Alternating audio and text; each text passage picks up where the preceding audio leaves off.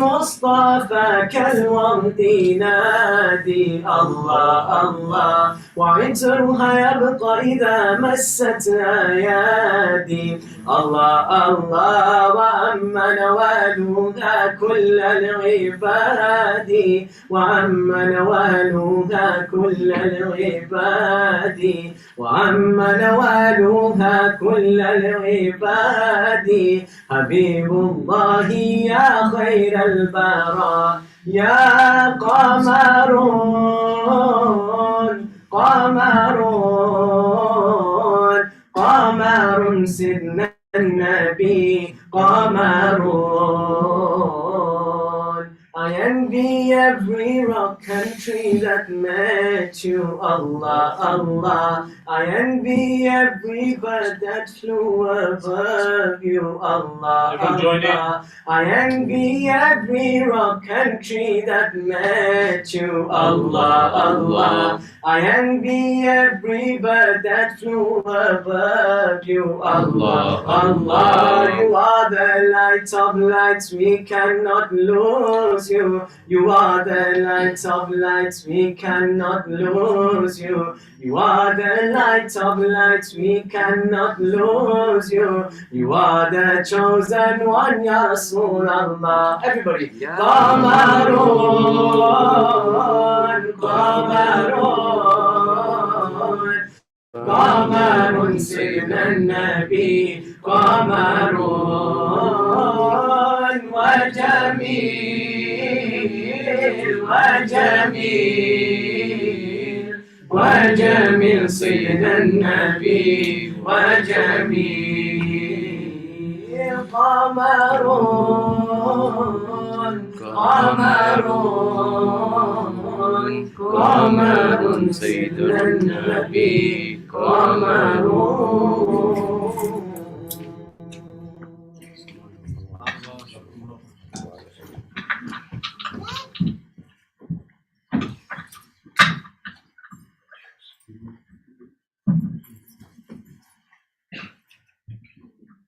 Assalamu alaikum wa rahmatullahi wa barakatuh. Mashallah, it's always an honor to see all the young and new faces in the Bradford community.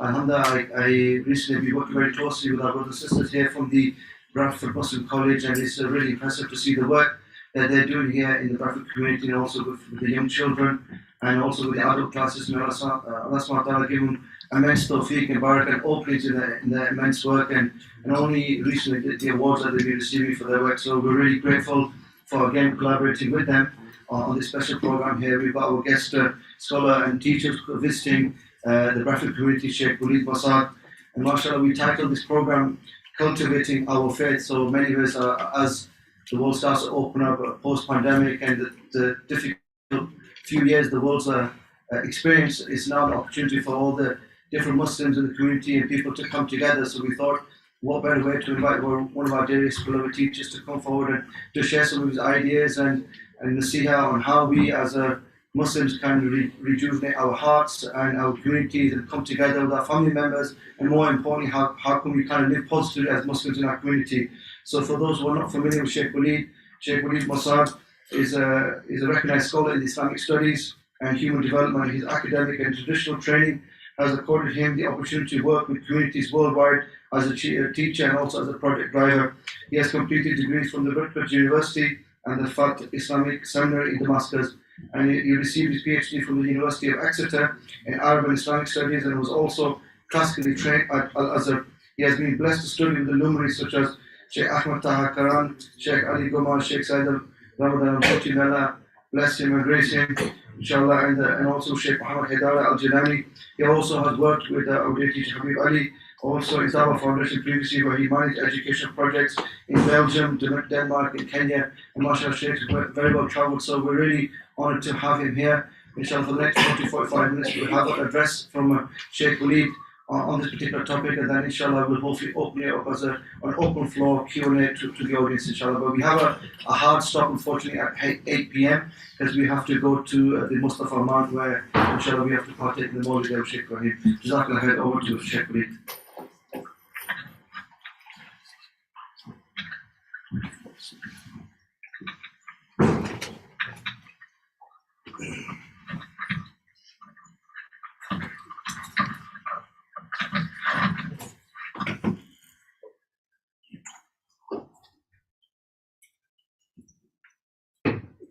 بسم الله الرحمن الرحيم الحمد لله رب العالمين اللهم صل وسلم وبارك على سيدنا محمد وآله وصحبه ومن اهتدى بهديه وانتهج نهجه إلى يوم الدين تركنا المحجة البيضاء ليلها كنهارها لا يزيغ إلا هالك ثم أما بعد. So first off, I'd like to express my immense gratitude and honor to be here. The Bradford is part of the Bradford Muslim community tonight in the blessed month of Muharram, just a few days away from the blessed days of Ashura, where we commemorate the fast of our Prophet Muhammad ﷺ, based upon the fast of previous prophets, and also we remember the great martyr Hussein, grandson of the Prophet Muhammad ﷺ.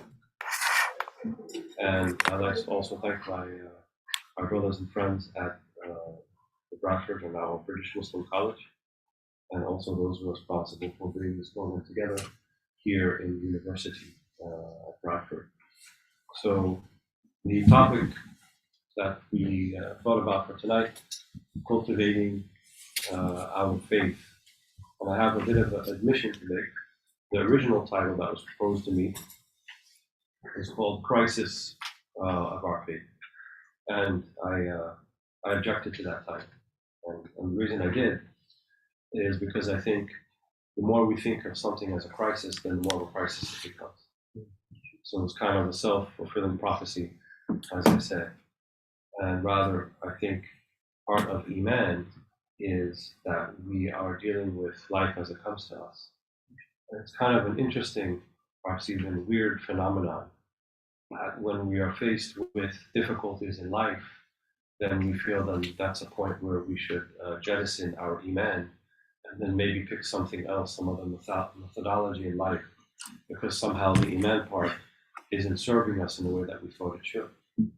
And, I don't want to sound cruel, but I think if that's what we think about Iman, that's how we look at it, then we really don't understand Iman. We don't really understand our relationship with Allah subhanahu wa ta'ala. And our teachers taught us, and it's mentioned in all of the traditional books, that Iman al-Tasdiq, that Iman is affirmation. And if we look at our Shahada, we say, La ilaha illallah. La ilaha illallah. So there's a negation and then an affirmation. And which is interesting, right? You would think that an affirmation would be the thing that's more appropriate. We start with that. But our Shahada is a negation and then an affirmation. So I think within that is a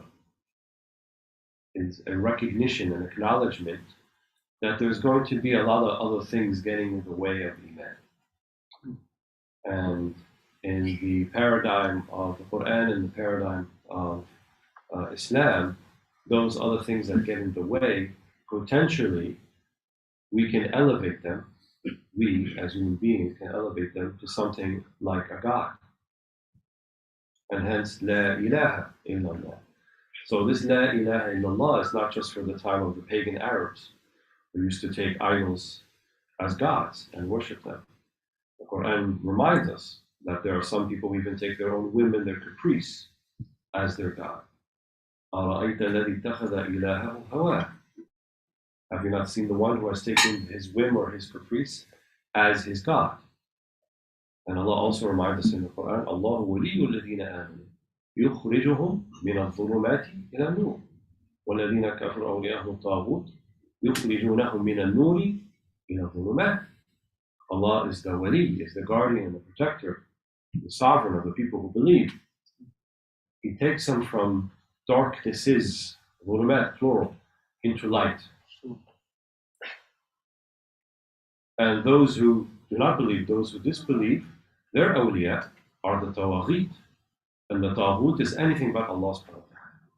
It could be your whim, it could be your caprice, it could be your misguided, not guided, but your misguided passion for something that will take you away from Allah subhanahu wa ta'ala. It could be a myriad of things. In fact, the Quran even mentions that from amongst your children, amongst your family, there could be an enemy to you if it distracts you to the degree from worship of your Lord and recognition of your Lord. So what does the Taghut do? What are these things other than Allah do? يُخْرِجُونَهُم مِّنَ النُّورِ إِلَى الظُّلُمَاتِ. It takes them out of the light and into the darknesses. And it's interesting, the verses here talk about darkness in plural, and it talks about light in the singular sense.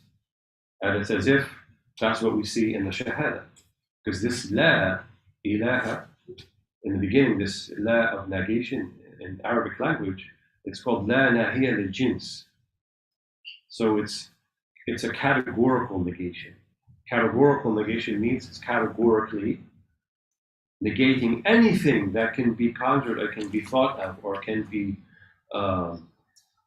imagined as a God. Negating all of that, categorically, without exception, absolutely. It is the most absolute statement you can make. It is the truest statement you can make. La ilaha.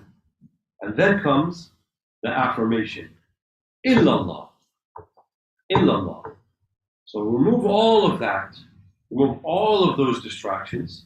Remove all of those things that we can imagine to be as important, where we put our dreams, our aspirations, our passions, our desires, our hopes. Take all of that away from everything except illallah. That's what Tawheed is.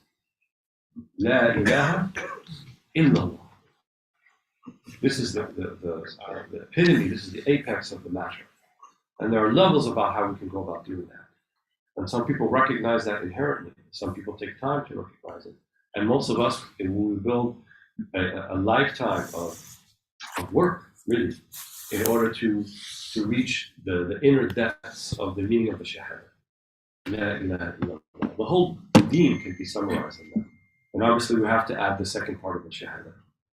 Muhammadun Rasulullah. Muhammadun Rasulullah. And the word Muhammad, the name Muhammad, means the one who is praised, not just praised once or twice, the oft praised. Praised many times by many people. That's what the name Muhammad means. So, in that part, we see the manifestation of Allah's mercy for us. Because He gave us the most praised one to show us how to go about living that first part of the kalima. La ilaha illallah. Muhammadun Rasulullah. Muhammadun Rasulullah. Many of the ulama, they say that obviously we should all be pronouncing the Shahada. But some of them say also that we should say once in our lifetime, we pronounce the Shahada with the intention we are fulfilling an obligation. With the intention of fulfilling an obligation.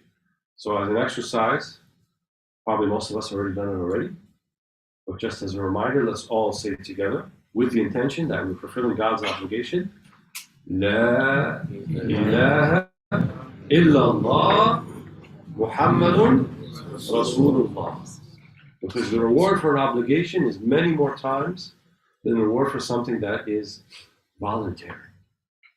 The reward for an obligation is many more times than something that is voluntary.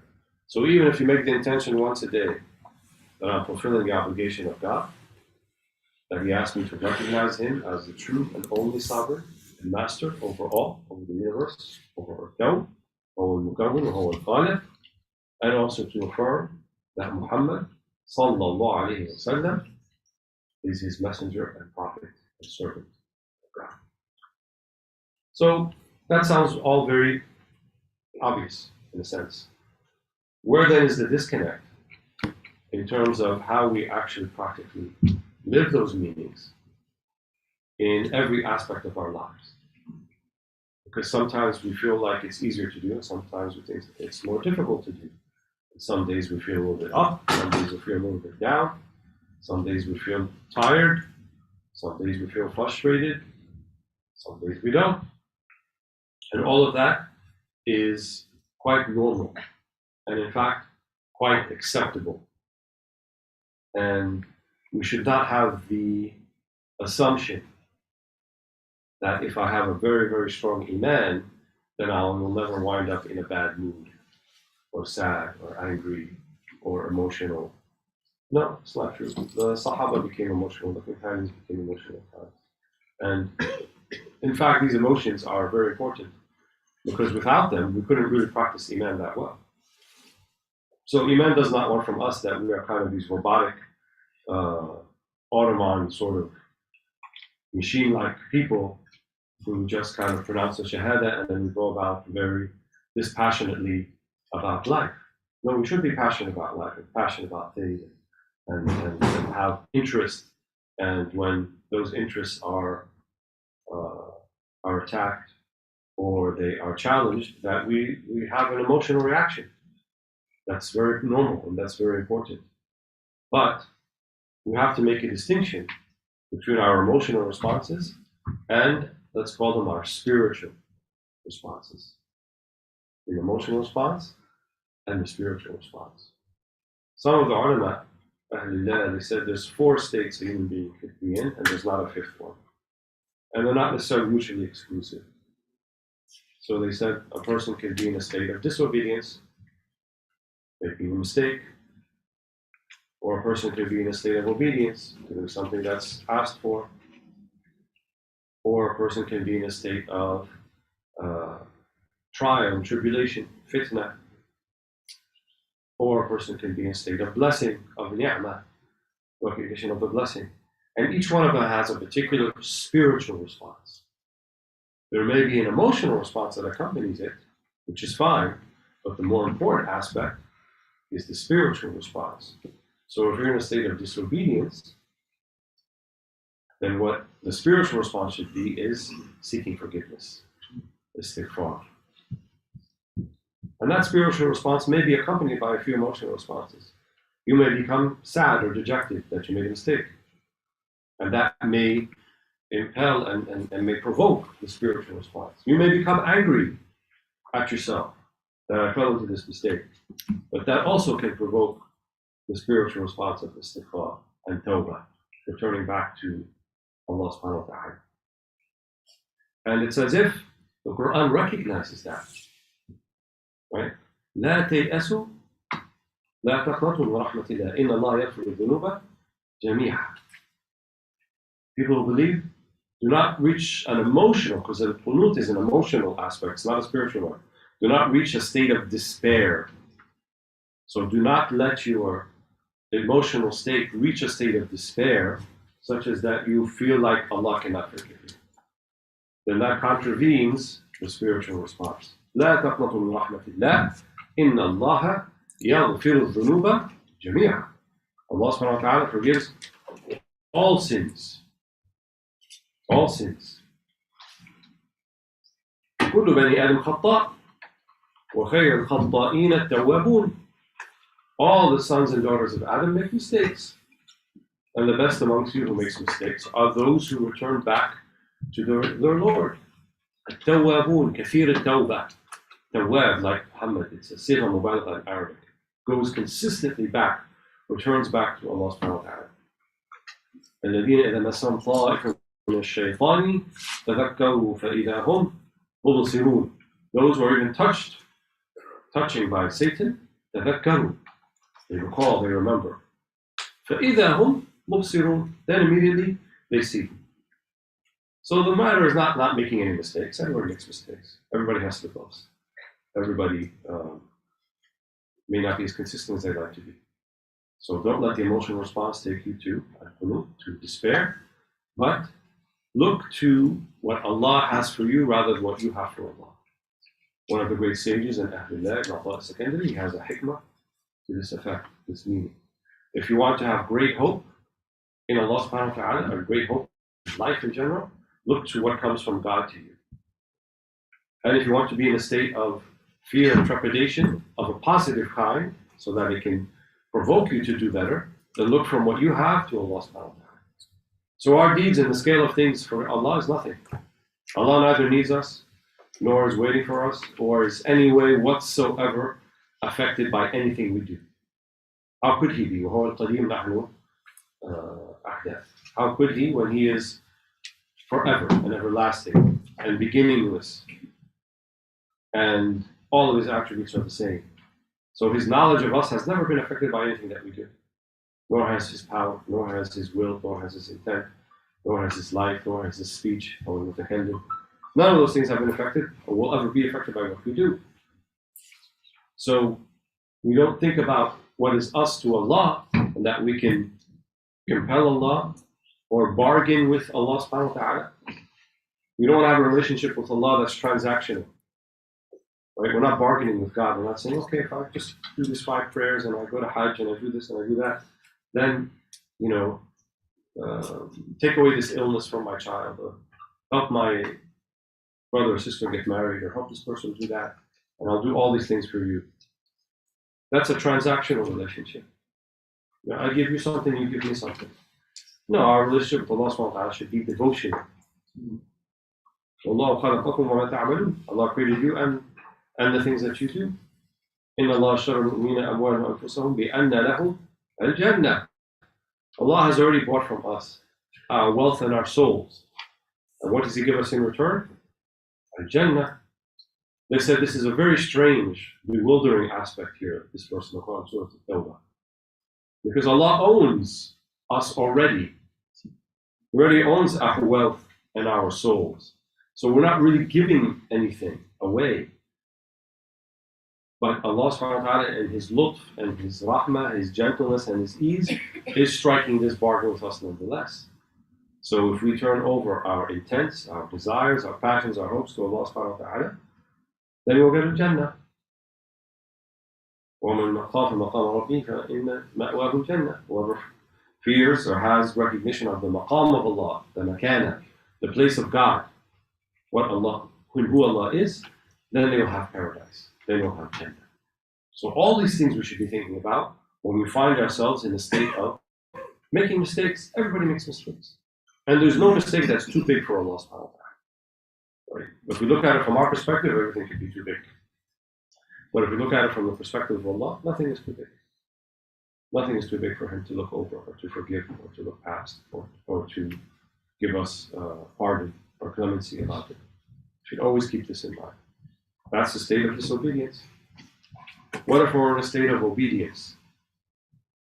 What should the spiritual response be? Well, we know what the emotional response could be. We could be quite happy. We could be quite happy, in fact, to the degree we're quite happy with ourselves. But if we become happy with ourselves and contented with ourselves, this will get in the way of the intended spiritual response, which is the recognition of the blessing from Allah, which they call al-minna.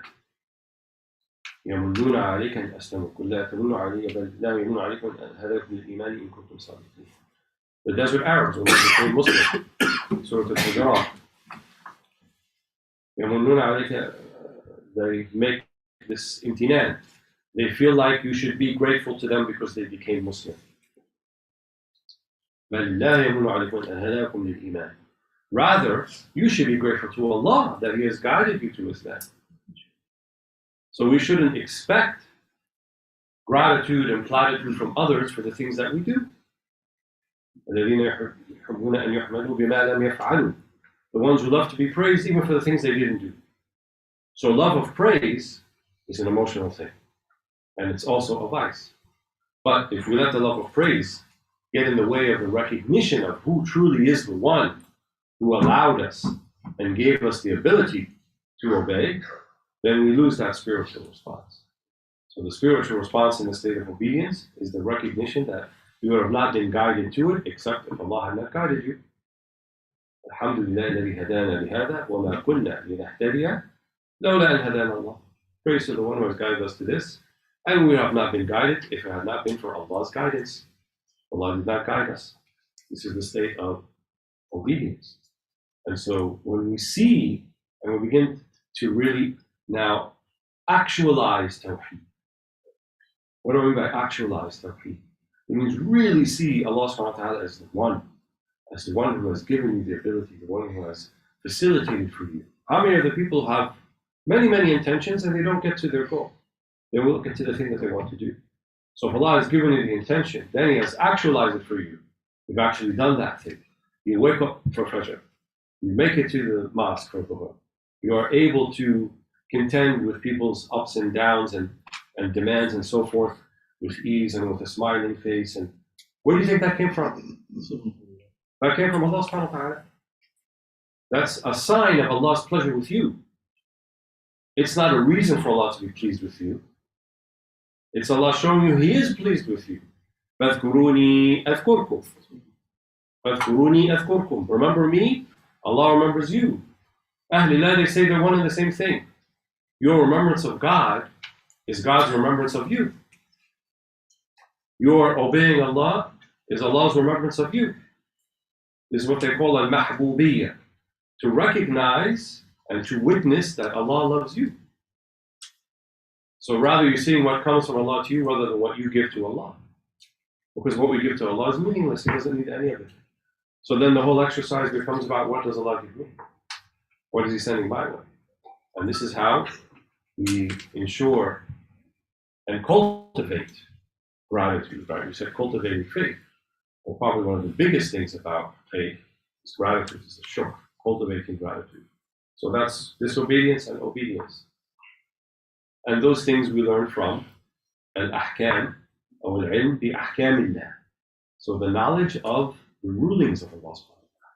So every single one of us, I'm sure all of you here, this is British Muslim College after all, probably have studied and have learned fiqh and have learned the do's and don'ts and the halal and the haram, what to do, what not to do, how to make wudu, how to pray, how to calculate the zakat, how to go to Hajj and make the proper manasik, the rites of Hajj, so forth. That's obedience and disobedience. What they call al-ilmu bi ahkamillah, the knowledge of the rulings of Allah subhanahu wa ta'ala. And this applies to every single mukallaf. So the mukallaf is the one who has been, is designated as ethically and morally responsible for their acts and deeds. So every post-pubescent young man or young lady of sound intellect, of requisite Islamic knowledge, is now an adult in the eyes of Allah subhanahu wa ta'ala. They'll be held responsible for what they do or what they don't do. That's clear. But I said there's two other states. And these two other states are not so much about al-ilmu bi ahkamillah, about the knowledge of the rulings of God, but this is about al-ilmu billah. These two other ones.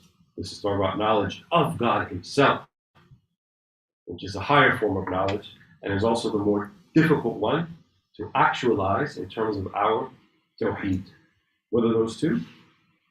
Either the state of bliss or the state of tribulation. State of bliss or the state of tribulation. Let's look at the state of tribulation first. So tribulation means you have something unexpected in your life, some sort of setback. It could be sickness, it could be death, it could be loss of profits. The ayah in the Quran, وَلَنَبْلُوَنَّكُمْ بِشَيْءٍ مِنَ الْخَوْفِ وَالْجُوعِ وَنَقْصٍ مِنَ الْأَمْوَالِ وَالْأَنفُسِ وَالثَّمَرَاتِ وَبَشِّرِ الصَّابِرِينَ الَّذِينَ إِذَا أَصَابَتْهُمْ مُصِيبَةٌ قَالُوا إِنَّا لِلَّهِ وَإِنَّا إِلَيْهِ رَاجِعُونَ أُولَٰئِكَ عَلَيْهِمْ صَلَوَاتٌ مِّن رَّبِّهِمْ وَرَحْمَةٌ وَأُولَٰئِكَ هُمُ الْمُهْتَدُونَ. Here Allah swears, this is called Lam al-Qasam, وَنُونَ التَّوْحِيدِ وَلَنَبْلُوَنَّكُمْ بِشَيْءٍ, with something of نَقْصٍ مِنَ الْأَمْوَالِ وَالْأَنفُسِ وَالثَّمَرَاتِ, some loss of wealth, life, profits. وَبَشِّرِ الصَّابِرِينَ, but give glad tidings to whom? How glad tidings when it's about loss? Where's the bishara? Right? Usually we think of bishara in the language, generally speaking, as something good happens, right? Like a good sign, like a good omen, as they say. Nabi sallallahu alayhi wa sallam can yuhib bit-tafa'ul bil-khayr, sallallahu alayhi wa sallam. He used to like to look at things as like a good sign. So where's the good sign in a tribulation? Well, it's only for a certain class of people. Or I should say, people who exhibit a particular spiritual response.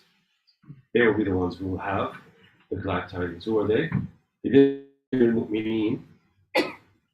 say Bashir al-Mu'mineen, he said Bashir al-Sabir. Sabir, right? The one who shows forbearance, the one who is patient with his trial and with his tribulation.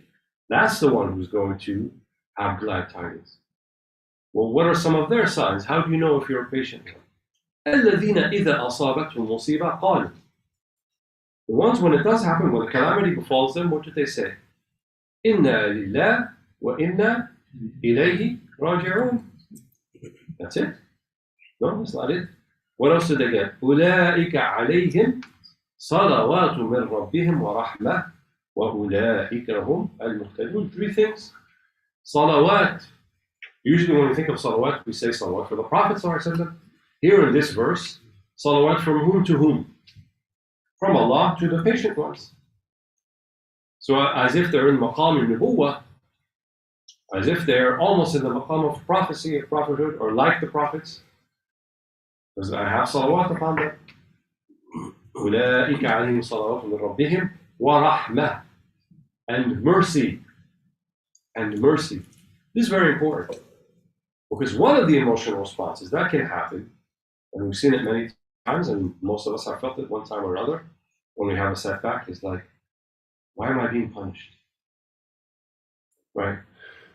Why am I being punished? Why is Allah dealing with me this way? Why am I facing this particular difficulty? Why is this particular person passing away? Why did I lose my business? Why didn't I do as well in my A levels as I thought I should do? Why didn't I qualify to become a barrister? And on and on.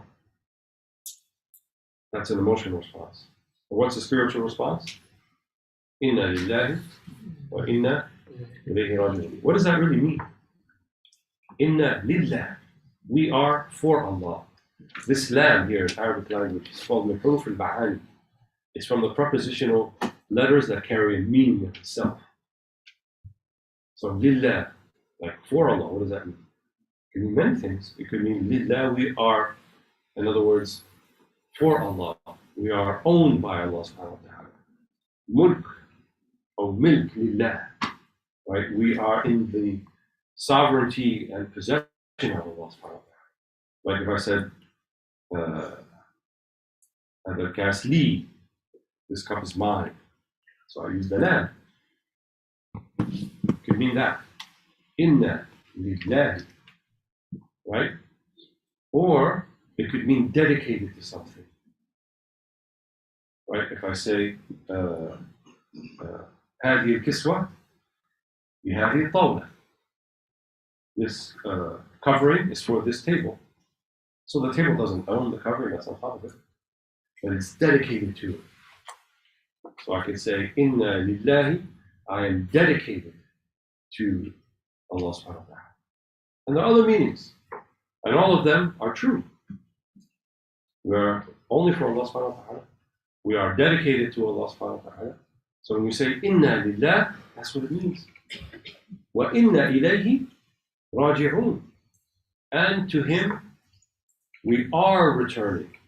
Not we will return. Sometimes it's translated, we will return. The more precise translation would be, we're already in the process of returning. So it's not just a word of solace, like, okay, it's really bad now, when we get to akhirah, everything will be fine. That's a meaning, but it's not the only meaning. وَإِنَّا إِلَيْهِ رَاجِعُونَ. We're already returning to Him. What are your expectations when you're already returning to your Lord? Where should your focus be?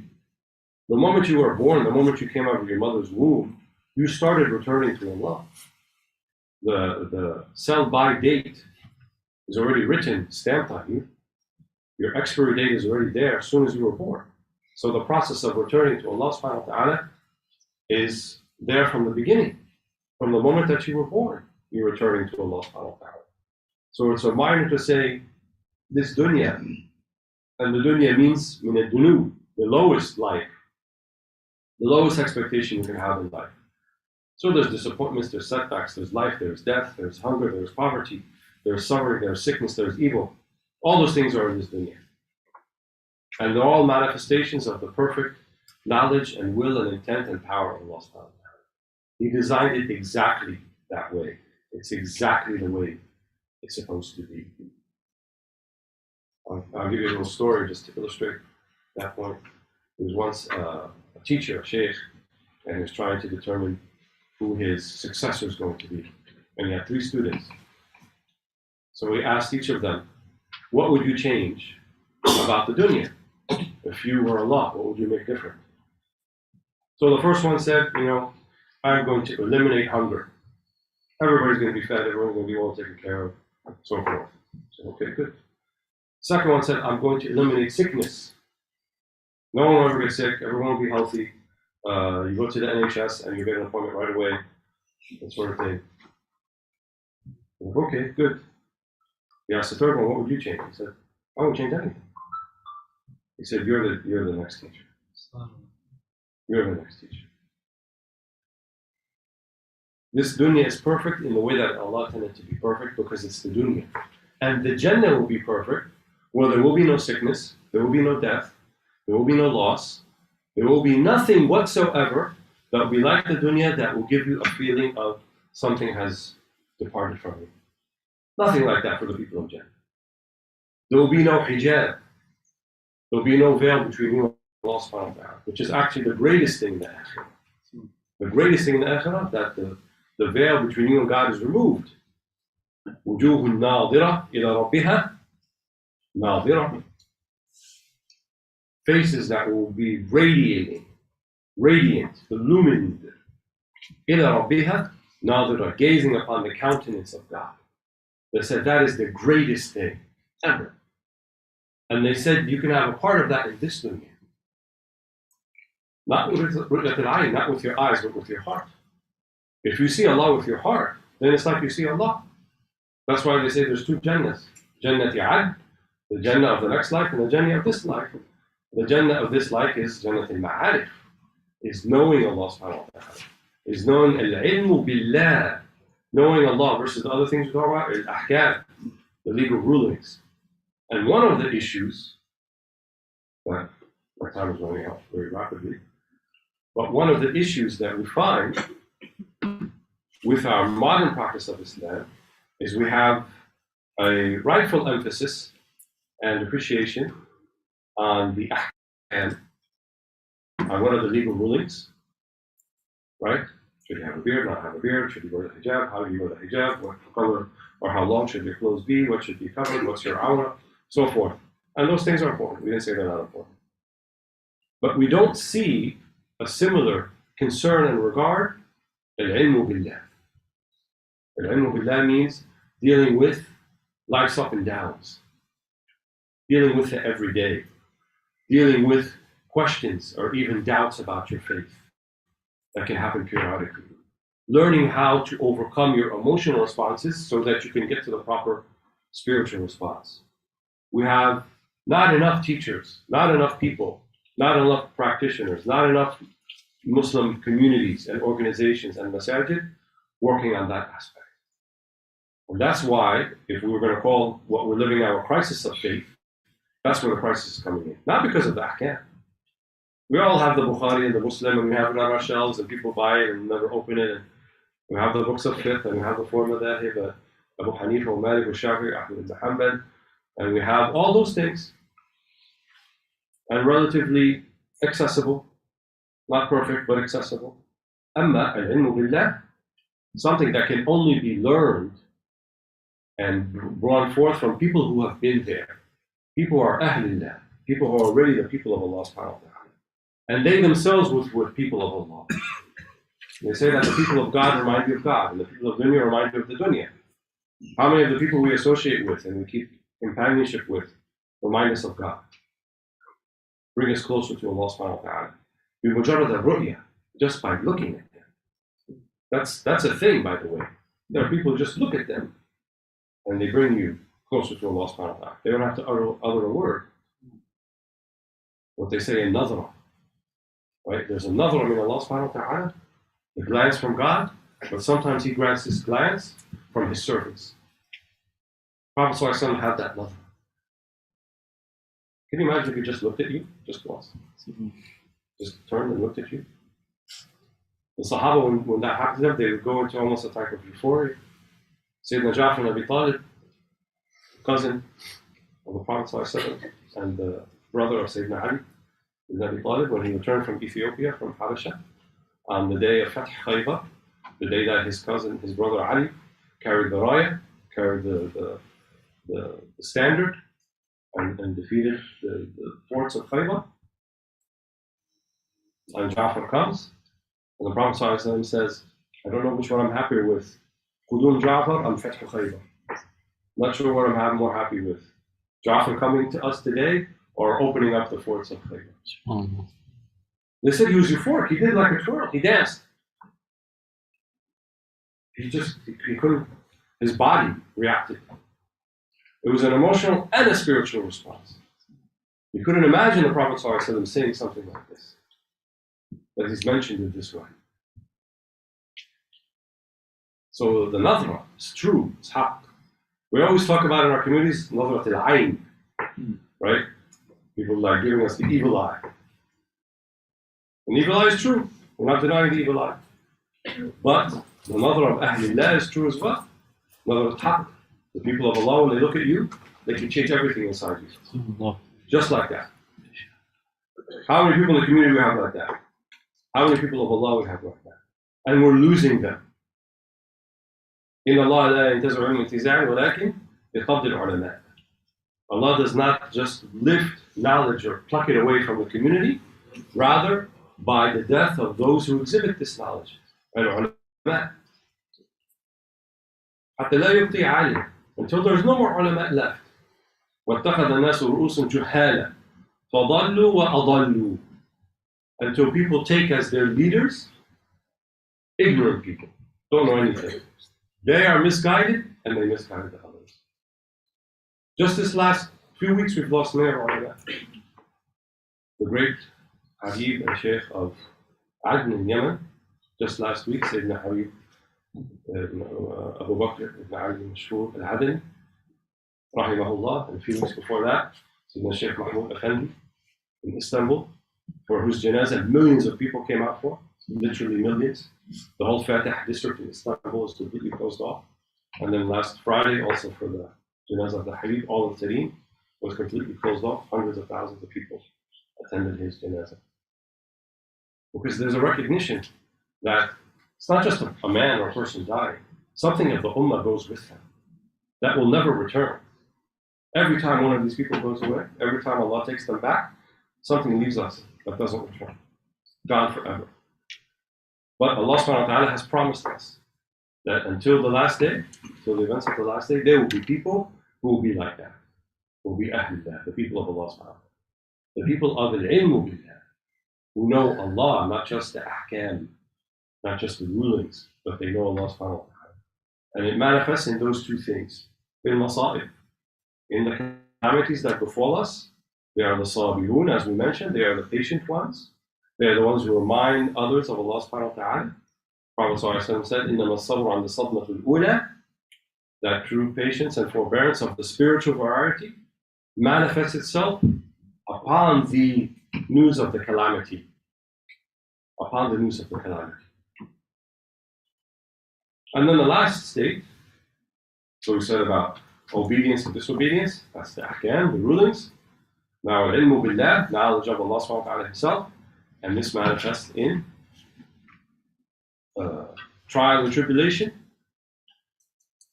and also blessing. Blessings.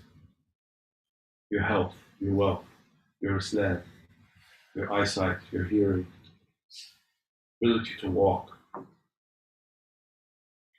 You know, one of the interesting things as you get older and as you age, you begin to feel like, and when you see people who you thought they're really old, but they don't seem that old to you anymore. And you see that they walk with a cane, or they need a wheelchair, or they need crutches, or they need to be assisted in daily routines and things like this. And this ajiz, right? This incapacity after complete capacity. Right? The Quran talks about حتى إذا بلغ أشده.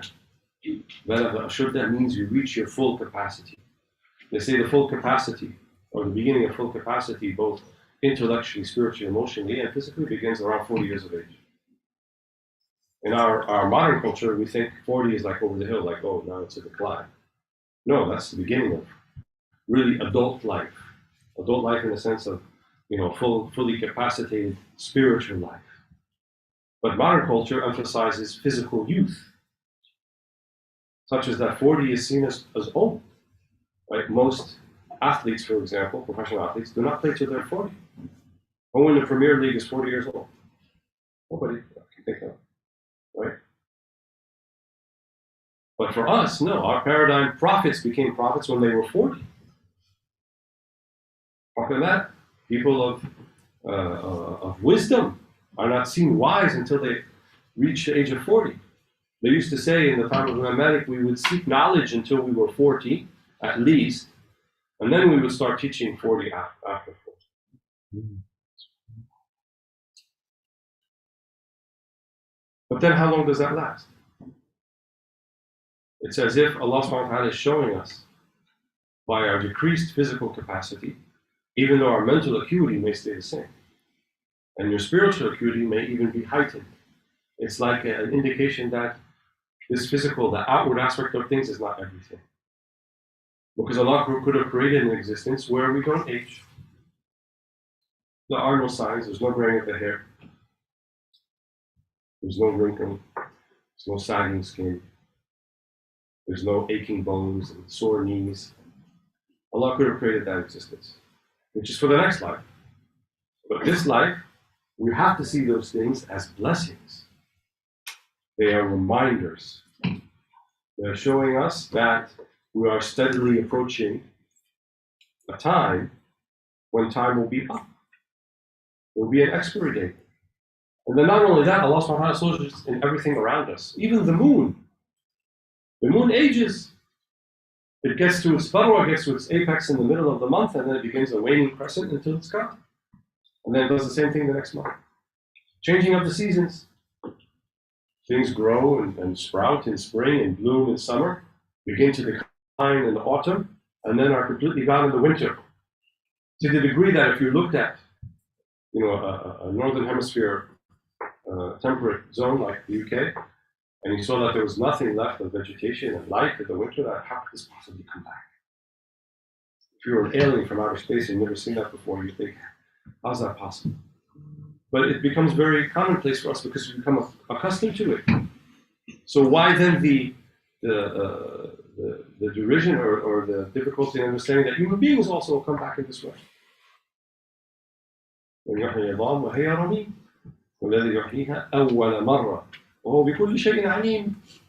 will the one who will bring the bones and the remnants back after it's gone? The one who gave it life to begin with. The one who gave it life to begin with, Allah subhanahu wa ta'ala. And He has knowledge of all things. So the knowledge of Allah subhanahu wa ta'ala, when we are in a state of bliss and recognize that the things that we have, the things that we think we own, the things that we think will last forever, want them to last forever, will not last forever. If it doesn't go away by death, it will go away by life. No one stays wealthy forever. No one stays healthy forever. No one stays without setbacks forever. If this is true of our prophets and of our messengers, then what about us? But when they are here, when it is easy, when it is blissful, then we should be grateful. We should be from the Shaykh. Right? And gratitude means I will use this particular thing, this blessing, in a manner that will increase it, that will make Allah subhanahu wa ta'ala happy with me. That I will be happy with Allah subhanahu wa ta'ala. That I will seek the rida, I will seek the contentment of Allah subhanahu wa ta'ala when this blessing is there. This is al-ilmu billah. This used to be kind of the emblematic aspect of Muslims and Muslim culture. I don't think when Islam spread to places like Mosaad, the Malay archipelago, and East Africa, and many places in the world where no Muslim army entered. And in fact, East Africa is only several hundred years that Islam has been there, but the whole place is Islam. It's not Muslim now, from Mozambique all the way down to Djibouti and Tanzania, Zanzibar. Was it the way that they prayed? Was it their zakat? Was it that they went to Hajj? Maybe. But I think more than that, it was the character of the Muslims. It was the thamara. It was their contentment. It was their ease of relations with others. It was their caring. It was their nurturing of communities. It was their looking beyond just their own personal agenda and achievements, and seeing that the community had needs, and the community had to be addressed, and others bigger than themselves or things outside of themselves had to be thought about. We live in very much increasing narcissistic times, egoistic times. We become, consumed by consumerism and immaterialized by materialism. The materialism has made us immaterial, as if we don't exist, and we're just these things that buy and these things that consume. And if you don't think that affects your deen, then try without it and see how it helps your deen.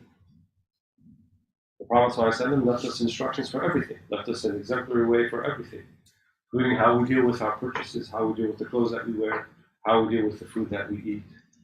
The Quran instructs all of the messengers, كُلُوا مِنَ الطَّيِّبَاتِ وَاعْمَلُوا صَالِحًا, eat from that which is tayyib, that which is good, وَاعْمَلُوا صَالِحًا, and then do good works. If you're on a steady diet of fast food from the local kebab shop every day, how do you think that's going to affect your spiritual state? Versus if you are making your own meals, using healthy ingredients, ethically procured and produced meat that from animals that were allowed to graze and thrive in the way they're supposed to. How do you think that would affect your spiritual state? How do you think your spiritual state is affected if the last thing you go to before you sleep is you're looking at the blue screen of your Instagram feed or your TikTok videos? Versus if you go to sleep ala dhikrillah, with the remembrance of Allah subhanahu wa ta'ala, with some ayahs of Quran, with some even conversation with your family and with others, how do you think your spiritual state would be affected? So it's not so much the big things. Yes, we want to build communities and yes, we want to save the world, fine. But begin with yourself, begin with your family, begin with those around you, begin with those who are closest to you. This was the prophetic mythology. That's how the Prophet said, begin with yourself and then those who are around you. It's doing the little things right. We talked the other night, we said that everyone knows Imam Shaykh and the Sayyidah Nafisa, one of the granddaughters of the Prophet. And she was a teacher of Imam Shaykh. And she said, kind of eulogizing him when he passed away, she said, he used to be good at making wudu. Imam Shaykh, Sahib al-Umm al-Risala, Sahib al-Madhab, and he's all these things, and great alim, he was the renewer of the faith in his century, and all we say about him, all that you say about him is that he makes wudu. Well, no, that's everything. That's everything. Because if you can do the wudu right, you're going to do everything else right. When أشرقت بدايته أشرقت نهايته. Whoever his beginning is illumined, then his end is illumined. And whoever gets the foundations right will get the fruits right. Whoever gets the foundations right will get the fruits right. Go into your wudu like it's an act of worship. And have what's called istihdar, presence of mind, that with every washing or wiping of a limb, your sins are being expiated. Do that every time you make the wudu. Imagine how it would be different. So we're talking here about intentionality, like doing everything purposefully. Not just purposely with an intention, but with a feeling of Allah is ever present. Allahu ma'akum aynama kuntum. Allah is with you wherever you are. And this ma'iyya is not just together or with us to invoke fear in us. Some people hear that word like, oh, he's wherever I am, that means he's watching me. Can't make a mistake, that's kind of gonna be on my toes. That's true. But there's another meaning to that. The meaning that the Prophet ﷺ said to Abu Bakr Siddiq in the cave, لا تحزن إن الله معنا. Do not grieve, Allah is with us. Or when Moses said to his people when he was on the precipice of the Red Sea, and there was no sea was in front of him, and the army was behind him, Pharaoh's army, approaching quickly with their chariots and their horses. And his people saw Pharaoh behind them. He said, Inna lamudrakun. Inna lamudrakun. Khalas, we're done. They're here. Game over. What did Moses say to them in the Quran? Kalla. Inna ma'i rabbi sayahdeen. No way. No way, no way they're going to catch up with us. Inna ma'i Rabbi sayahdeen. My Lord is with me. He's going to guide us. What are you guys worried about? هذا هو اليقين. That's the certainty of Allah being with you. Allah will not forget you. Allah will not abandon you. Allah will not forsake you. He hasn't ever forsaken you or abandoned you. You wouldn't even be here if He had abandoned you or forsaken you. If Allah didn't really want you here, you would have never been. And if He didn't want you here right now, you would not be. Isn't that enough of a proof, of an evidence? You're supposed to be here. You're supposed to be doing what you're supposed to be doing, and doing it to the best of your ability, and doing it in the way that you can.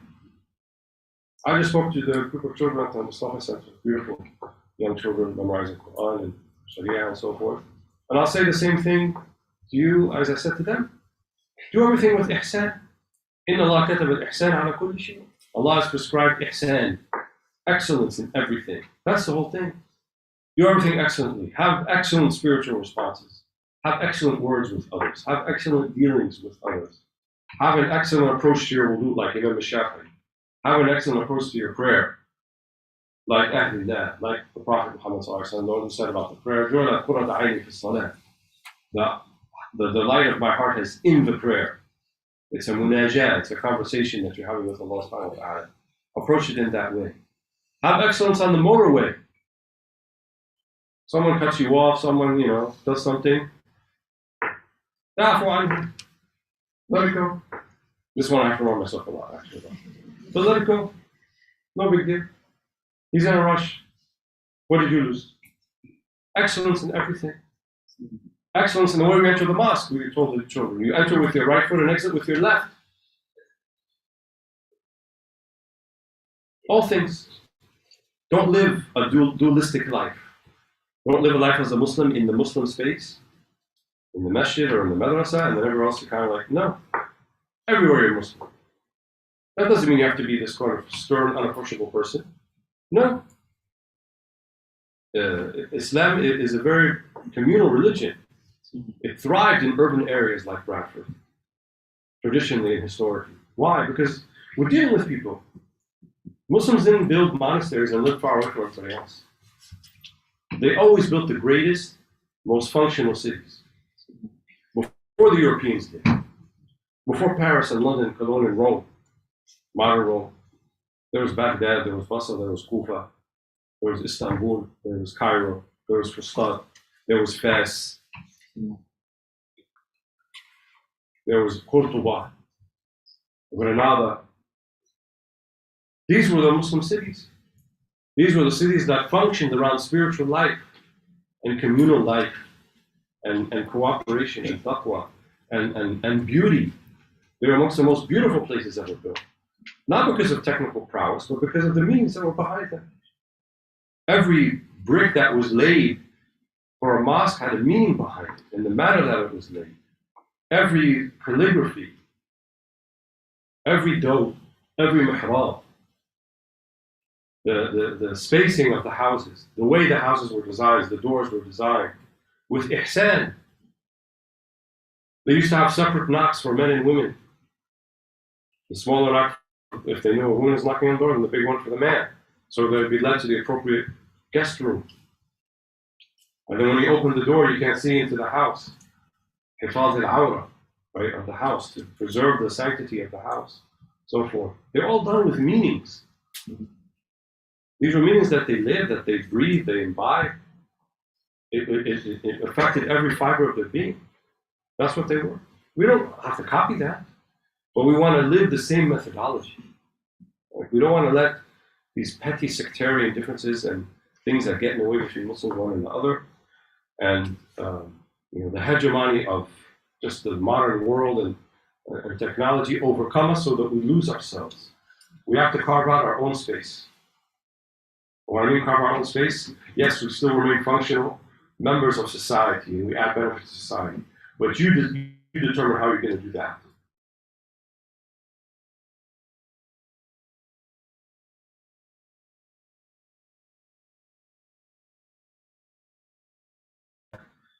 It used to be pubs and used to be all these sorts of things in communal life here.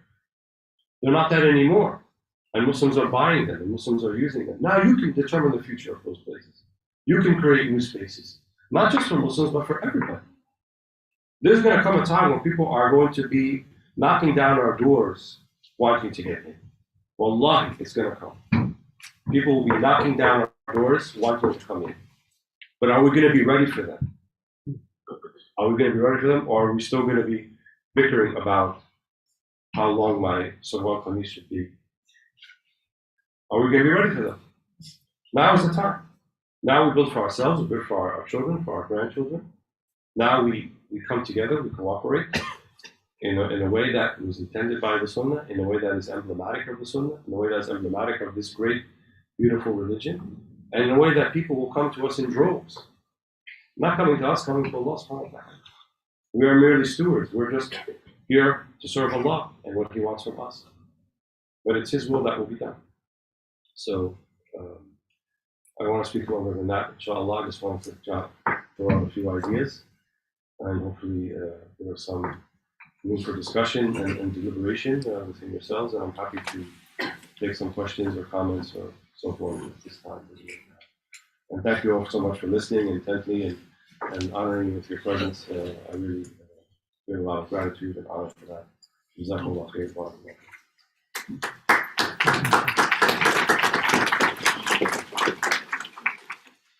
Now we've got about a half an hour to ask questions and open your hearts out to Shaykh Walead. So is there anybody who's got some questions? If you feel that you want to just write it down and pass it down, let us know. Because I'll kickstart the first question with you, Shaykh. Mm-hmm. So, okay, so thank you so much for your insightful lecture and the actual. I want to kind of take it down to more kind of practical steps that you would advise us on how you've given a kind of a beautiful framework there of the spirituality and how to kind of imbibe those beautiful principles.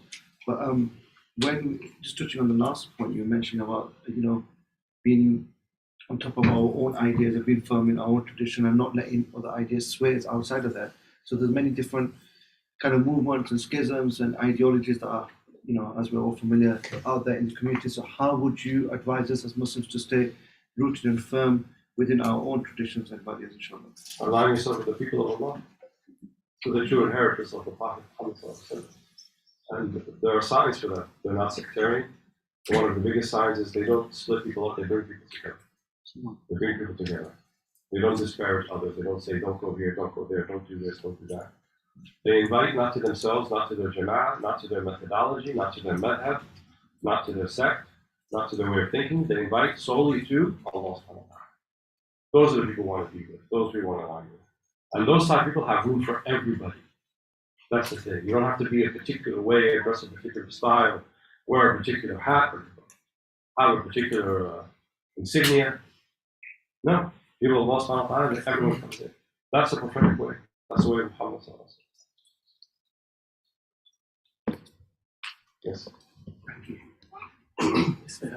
Thank you for your presence, your lecturing, kind reminder. Maybe just dealing with, or building upon Wasim's point about attaching oneself to the Ahlullah. In practical terms, how would you then advise people to deal with the almost yearly controversies that happen in the West, in Turk, with splits in tariqas within themselves, between themselves, political controversies which are inherited from the Middle East, whether it's Egypt, UAE, as you're well aware. How would you advise that the community then deals with those practically? Because there's the theory of the Ahlullah, but on the ground, we deal with many divisions ourselves on that front. I think we have this assumption that someone who is guided by Allah and so forth, or let's say with Ahlullah, that's a general term, I don't mean a specific tariqah or anything like that, that somehow they're not going to have, or they're going to be free from any sort of ideas or positions that we would not be comfortable with or we dislike. That's not necessarily true. I think we have to be, let's say, emotionally mature enough to be able to kind of sift through that and take the good that they have and leave the things that we're not interested in. If we're looking for perfection, one of the things that the Shaykh mentioned is if you're looking for isma, if you're looking for infallibility in your teacher or your guide or your Shaykh, then almost inevitably you're going to leave them and be disappointed. Because there's no infallibility. And that's actually part of the culture we live now. We call it, cancel culture or woke culture.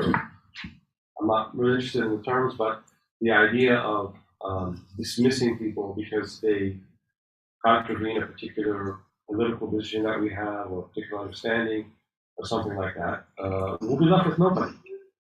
And they say that part of learning is even being patient with your teacher, being patient with maybe the moods or the temperament of your teacher, and so forth. We're not talking about accepting people who really commit sort of grievous crimes. I'm not talking about that. But people who might have a particular opinion about a country or a political position or something like that, and that's their position, fine. But that doesn't mean, like they say, throw the baby out with the bathwater and then everything goes out the window.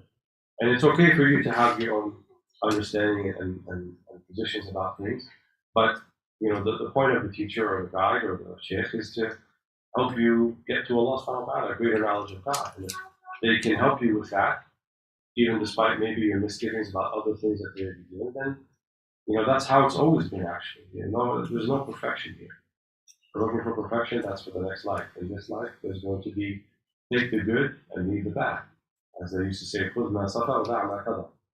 that which is pure and good and leave off that which is not. And as that's I think part of our spiritual emotional maturity we have to begin to cultivate as well.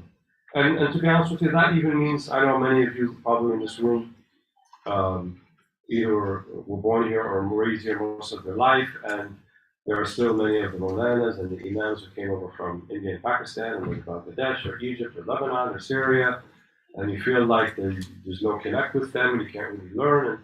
And that may be true to some extent, but I would also say there's probably a lot of good that you can get from that. And so the attitude that we should have is, let me take the good wherever it is.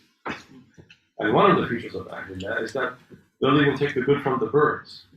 They'll hear the birds chirping in the morning and it'll be a reminder for them. So rather than looking at what's happening, looking at Allah subhanahu wa ta'ala who's manifesting those things through those people. And even people that you don't like or you don't connect with, sometimes you may hear something from them that's going to click with you, that will resonate with something inside. And so we should not be just dismissive and have this insistence that I must be completely aligned in all issues with the person that I'm learning from. You'll find nobody like that. So. There's a different question here from hopefully I think it's a mother. Advice or tips for raising our young children in this very materialistic and social media world and of all this influence. What's your advice for parents in that? I know the temptation is very high and it's hard to resist, but I really believe that before a certain age, we should really get all electronic media and all that stuff out of their hands. We shouldn't have 2 and 3-year-olds who know how to flip through the programs in the iPhone. But that's where we're at. And cognitively, this affects their development as well. So I think there should be not just families thinking about this, but communities kind of not in to compel others, but to have a cooperative approach. Let's raise our kids this particular way and give them healthy alternatives. That's always much more successful than just saying, don't do this, don't do that, and everybody else is doing it already. And that's where the challenge lies. Where are the healthy alternatives? That's where we need community. You as a parent alone, to try to introduce a healthy alternative, some activity like swimming or wrestling or archery or not even just sports, but things that children can do together that's in a healthy way, play dates. Can't do that alone. It's not the nuclear family thing, that's a community thing. And I think those are the things we should be thinking about in addition to having a kind of a conducive and beautiful spiritual prayer space, right, that people can walk into and feel comfortable and safe and not threatened, and it doesn't impose upon them to be a particular way. That's quite important in all of our spaces. But the next important thing is to have spaces where people can come together and do things like that comfortably and safely and beautifully, and they don't feel that they have to fall prey to all of the illnesses and tribulations that we have to face outside of the space. So, these places should be like sanctuary. It should be a place of healing, it should be a place of sanctuary. Whether it's a madrasa, whether it's a community center, whether it's a masjid, all too often they more operate like social clubs or exclusive membership clubs. And even though you don't have a membership card to walk in, you feel like you need to, or you do, because it imposes itself upon you.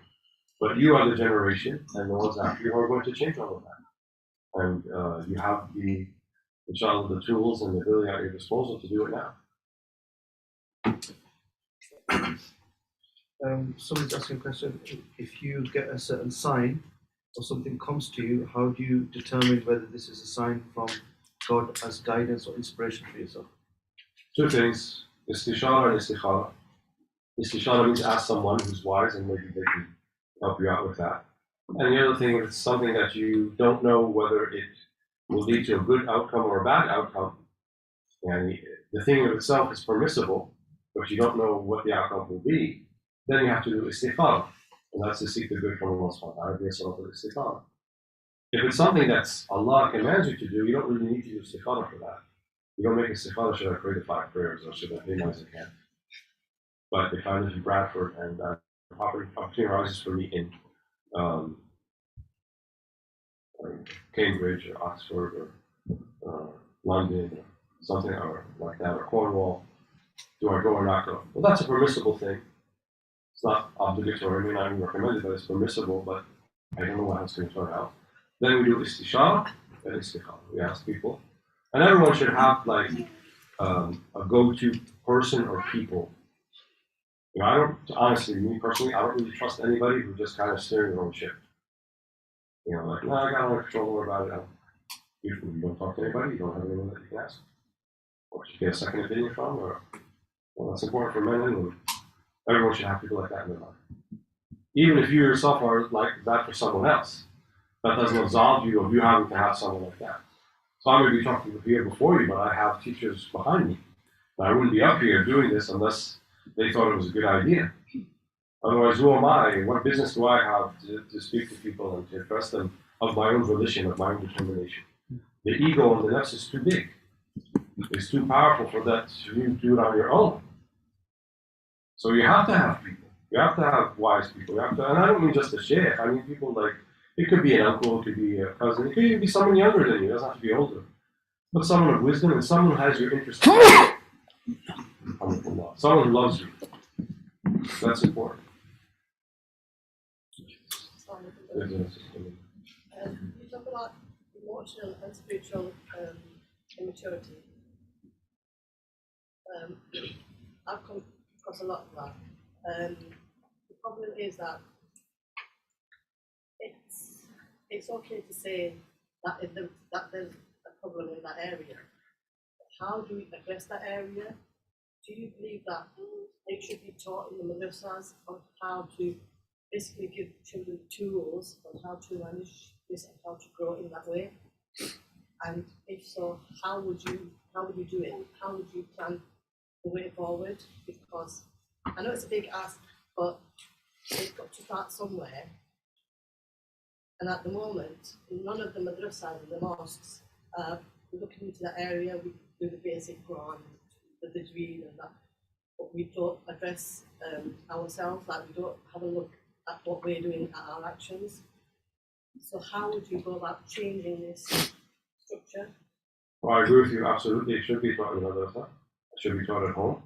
And it should be reinforced in every, educational stage of life. No question about it.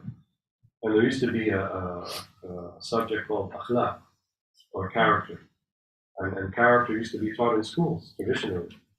And, it could be done with young children, oftentimes it's done via storytelling. Sometimes even done via something like Aesop's Fables, or via, animal stories that teach people, young children about, the dangers of lying and manipulation and the merits of honesty and trustworthiness and, friendship and love and so forth. Those things have to be taught. Those things have to be learned. Many people have them in some form or another of their fitrah, naturally, but still they have to be reinforced and continue to be reinforced. Just like Tajweed you mentioned is reciting the Quran properly and reciting in a beautiful way, and that's important, and we must do that.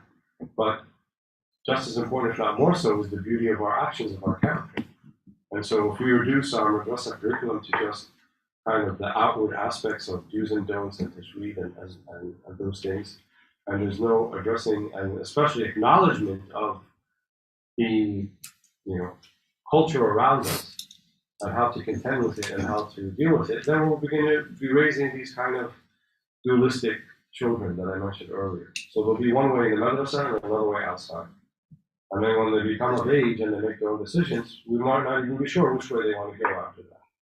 So, we need programs of mentorship. Older people have to be mentors to younger people. They have to form personal relationships. The student-teacher relationship traditionally isn't just like, I'm delivering content. Like that's what they call it now, content provider.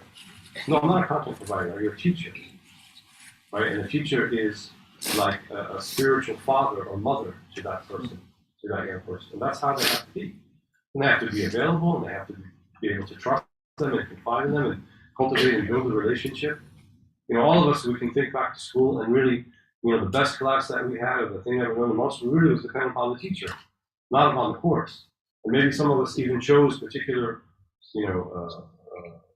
subject or course in university based upon a teacher that we liked in grade school. We talk about children.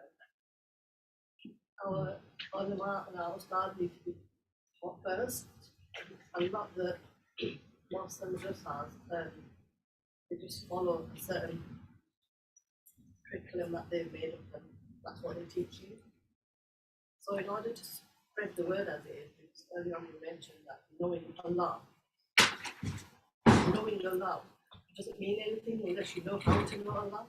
So we've got to be taught to know Allah. So I know it's a big project overall, it's going to be not easy to deliver, but there's got to be a start somewhere. Would you look into that and see how we could maybe start something off? I would. With Sidi Wasim and the rest of the brothers, we'll talk about it. So going on with what this sister said, this is through personal experience, and one of the things that I've noticed is that when you compare, because I've got friends from different faiths, and when a calamity befalls them, their rabbi, their priest, their person comes and says, right, how can I help you? How can I do this? And one of the most beautiful things that you've said is about doing wuzu properly.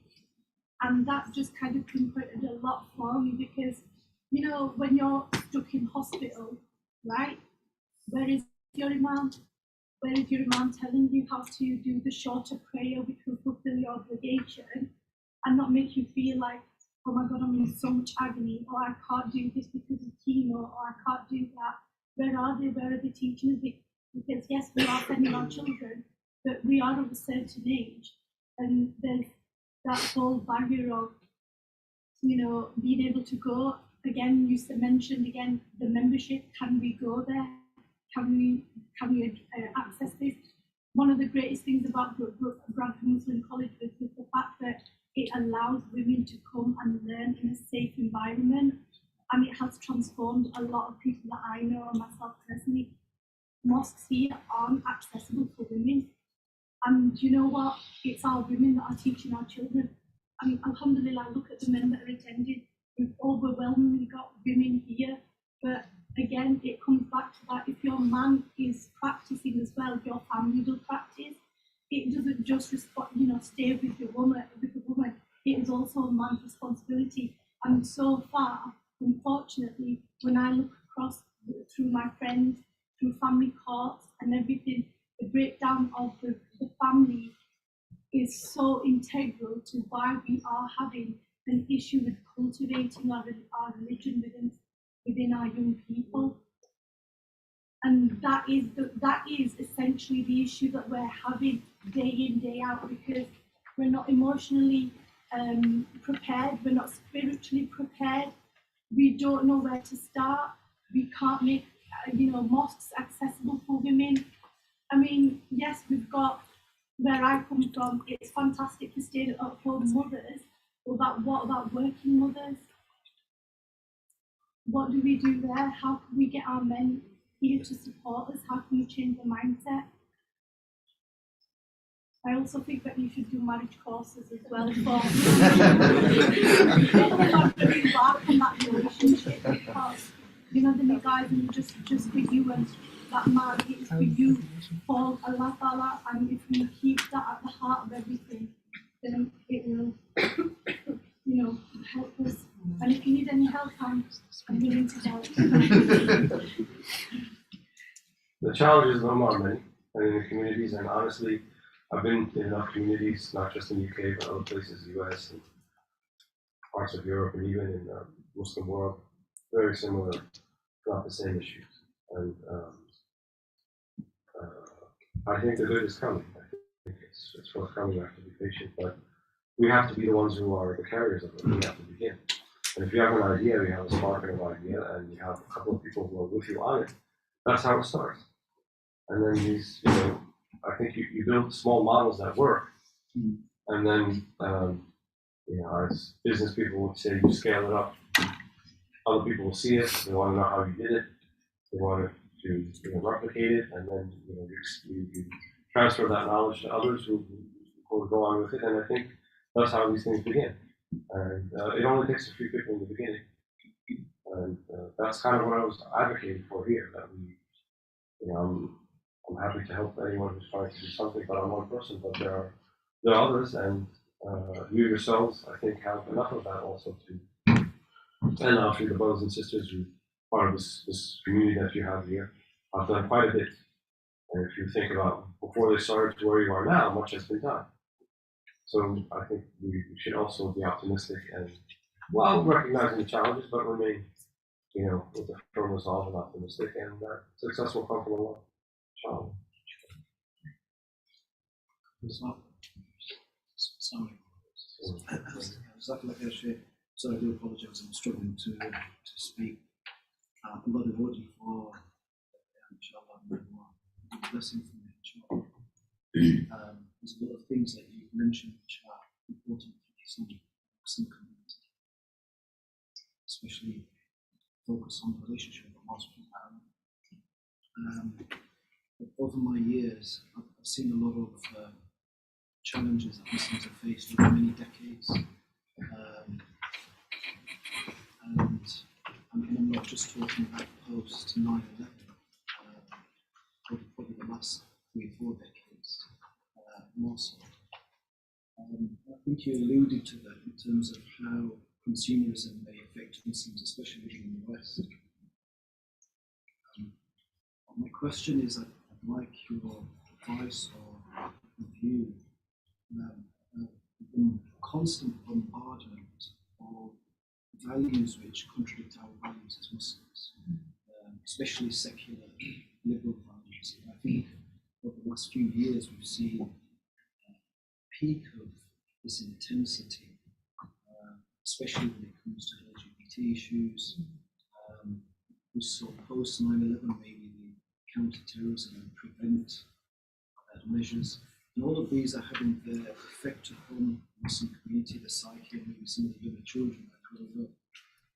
What advice would you give for imams, da'is, activists in the Muslim community? I think we have to address the situation as it is and not pretend it's not there. So for many of these issues, I think our children from a young age have to become aware of it. Even pre-pubescence, 6, 7, 8, because if these issues are being introduced in the school curriculum, if they go to a state school, then obviously they're getting exposed to it. And I think we have to be honest and say this is how this place we live in, they see these issues. But that's not how we see them. This is how we see them because of 1, 2, 3, 4, 5. And we don't want our children to have animus towards people who may adopt those values, but we also have to be firm and resolute in the ones that we have and say this is how we want to practice our life and this is what we do. And you may come across people with different ideas and different values, and in any multicultural liberal society that's to be expected. And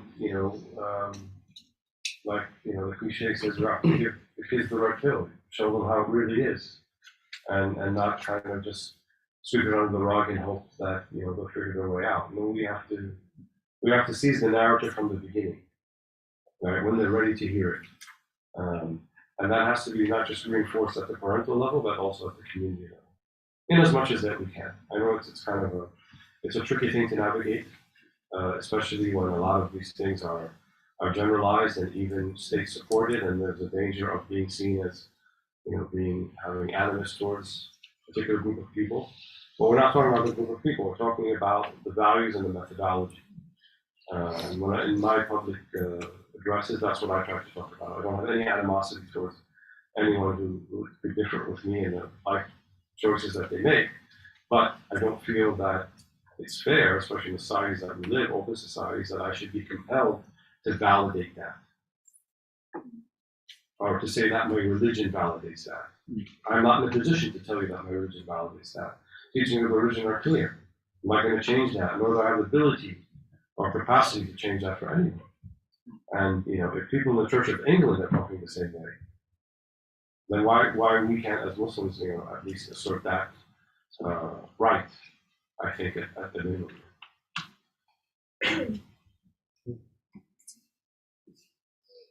There's another question out here, just kind of following on from the brother's question there.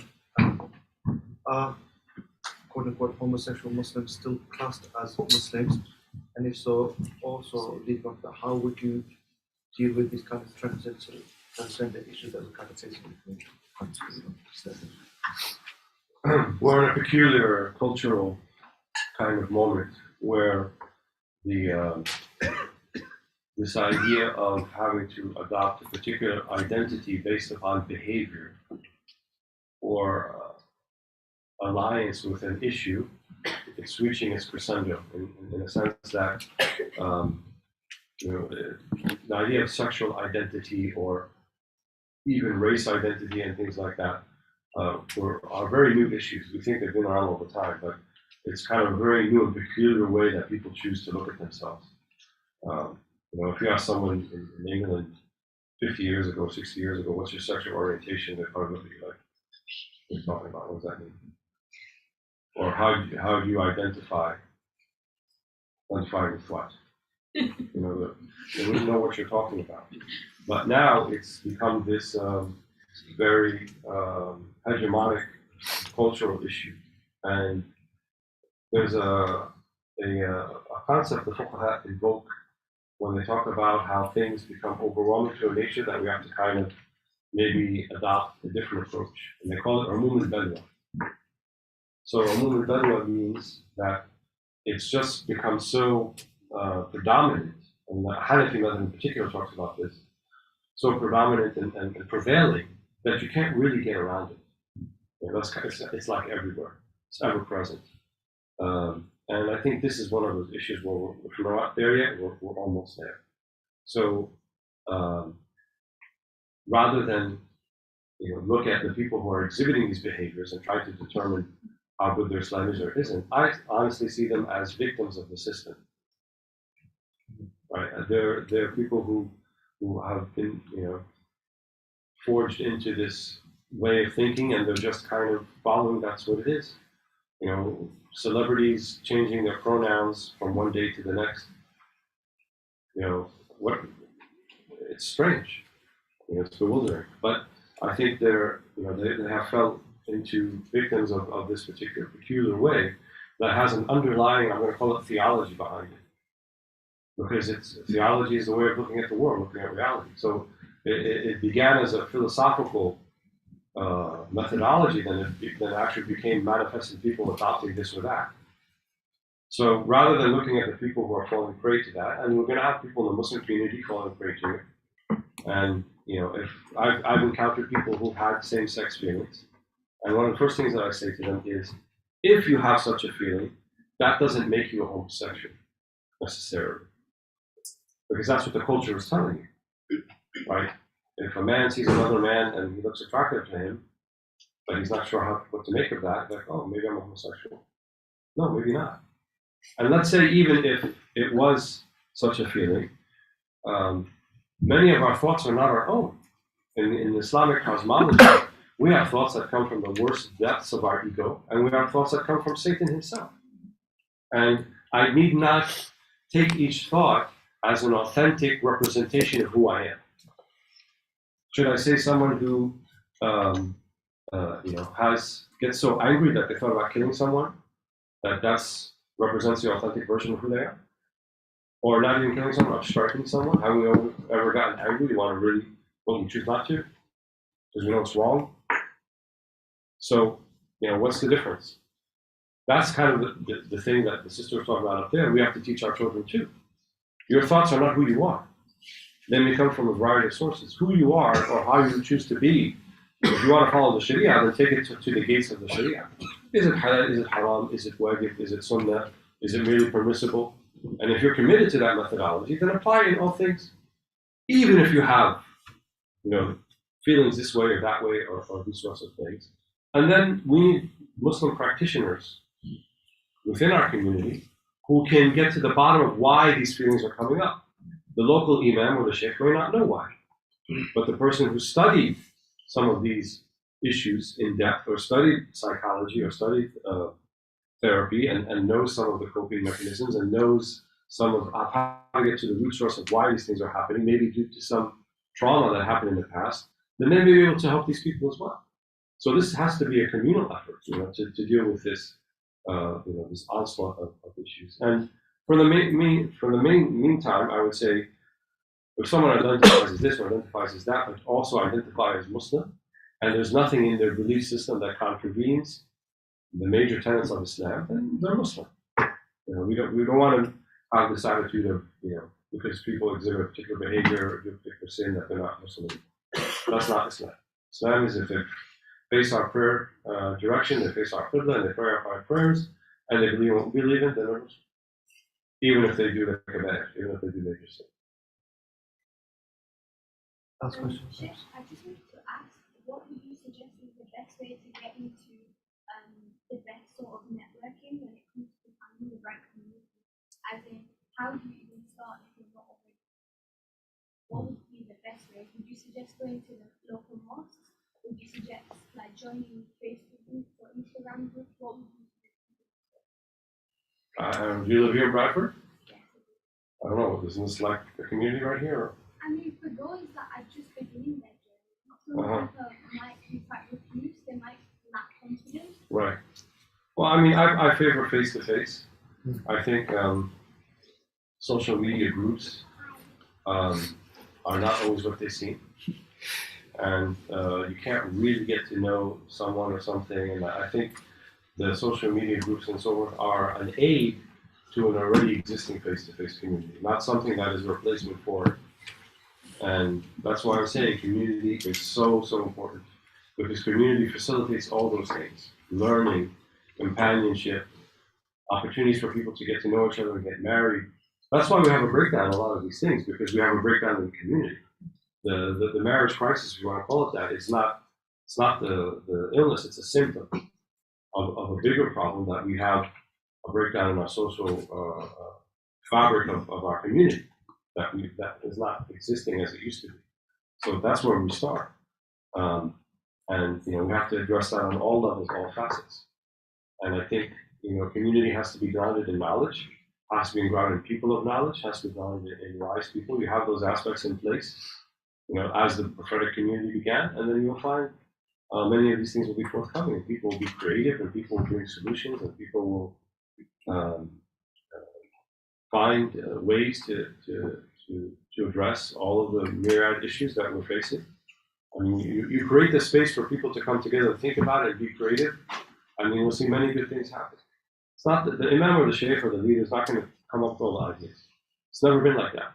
But if you set the foundation right, then get all those other important aspects into place, then you create the space for it to happen. Shaykh, yes, if you want to bless the God, thank you for So I'm sorry we didn't get a chance to answer everybody's questions, but we have another appointment. So we'll close with dua, inshallah. Bismillah.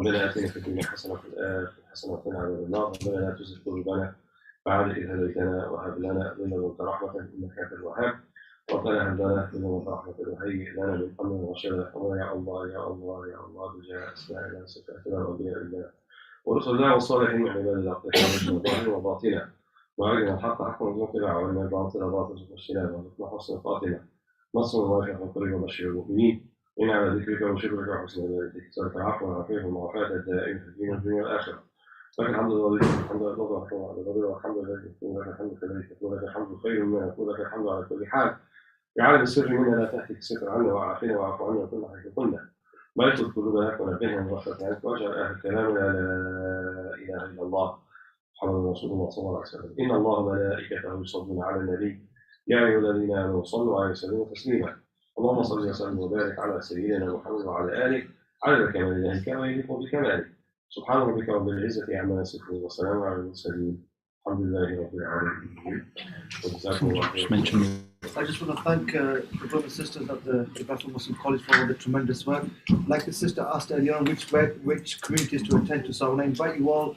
Firstly, who didn't get a chance to speak to Shaykh Walead today, we're obviously going to the Mustafa Mount, obviously in Bradford, where Shaykh Rahim is leading this evening, and tomorrow, inshallah, we honor that Shaykh Walead can be leading Jummah there at Mustafa Mount. It's open for the brothers and sisters, so please encourage everybody to attend and see you all. And also, we've got a special event tomorrow for Muharram, starting the new year in the right